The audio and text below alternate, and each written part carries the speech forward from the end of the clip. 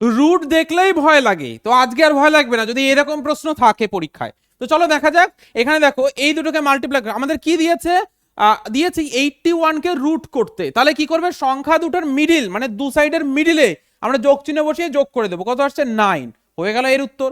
পরেরটা দেখো 20 and 25 দিয়েছে, তাহলে বললাম মিডিলে প্লাস বসাও, তাহলে এই দুটোকে যোগ করলে কত আসছে 45, হয়ে গেল এর উত্তর।